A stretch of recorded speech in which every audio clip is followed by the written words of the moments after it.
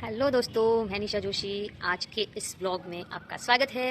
I hope कि आप सब लोग भी बहुत अच्छे होंगे। मैं तो वैसे ही पहले से अच्छी हूँ और ये बात मैं हमेशा कहती हूँ, सिर्फ अपने मन को तसल्ली देने के लिए। और आज मैं ये ब्लॉग बना रही हूँ। कुछ स्पेशल तो है नहीं, पर मुझे ऐसा लगा कि बात करनी चाहिए कभी कभी, इसलिए मैंने ये छोटा सा मिनी ब्लॉग बनाया आप लोगों तक मेरी बात को पहुँचाने के लिए। कोई बात नहीं है, हा बात है पर बतानी नहीं है। आप कमेंट करके बताना कि क्या बात हो सकती है, मुझे क्या प्रॉब्लम हो सकती है, मेरे मन में क्या है। आप लोग सोच के मुझे ज़रूर बताना, ठीक है। जनरली क्या होता है ना, वैसे मुझे कोई दिक्कत नहीं है, मुझे किसी से कोई दिक्कत नहीं है, क्योंकि मैं मेरी लाइफ की इकलौती मालकिन हूँ। मैं खुद, मेरा हमेशा से यही रहा है कि मेरा खुद का डिसीज़न रहा है मेरी लाइफ में। मैं अपने डिसीज़न किसी और को लेने नहीं देती हूँ। पहली बात तो मतलब आप समझ सकते हो कि अगर मैंने कुछ चीज़ खरीदी भी है तो मैं किसी और के पसंद की नहीं लेती हूँ, मुझे मेरी पसंद की ही चीज़ें चाहिए। तो आप सोच सकते हो कि मैं एक छोटी सी चीज़ भी, मतलब एक हेयर पिन भी मैं किसी के पसंद की नहीं लेती हूँ। अगर मुझे समझ में आ रही है तो ही मैं उठाती हूँ, बाकी मैं नहीं लेती हूँ। तो मेरे लाइफ के जो डिसीजंस हैं वो मैं खुद ही लेती हूँ।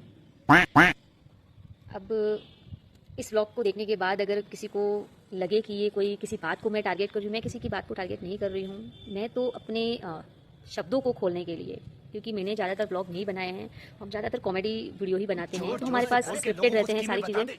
और जो स्क्रिप्टेड रहता है वो चीज़ हम बोलते हैं। उसके अलावा हमें पर्सनल लाइफ में कि हम क्या सोचते हैं, क्या करते हैं, वो चीज़ें हम वैसे ही शेयर नहीं करते हैं।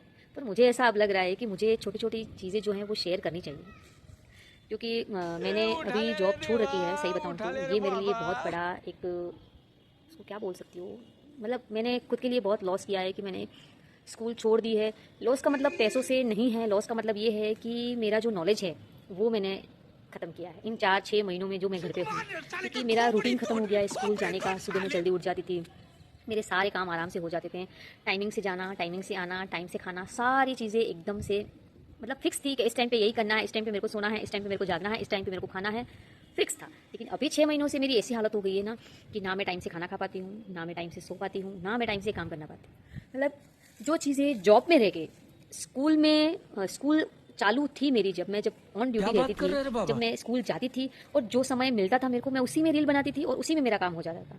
उसके बाद मतलब स्कूल टाइमिंग के बाद, और आज मैं पूरा दिन फ्री रहती हूँ, उसके बाद भी वही काम हो रहा है।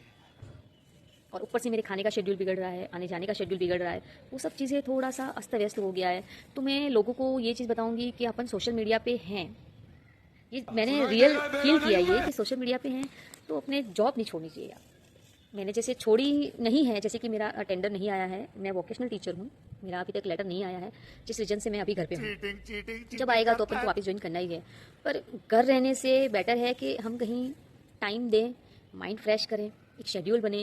क्योंकि घर रह के तो मैंने भी देख लिया, मतलब कुछ नहीं होता है भाई, कुछ भी नहीं होता है। अपने आप को एक डमी बना देना है घर पे रह के। घर का काम करो, सुबह उठो, झाड़ू पोछे करो, घर का काम करो, खाना बनाओ, फिर बैठ जाओ।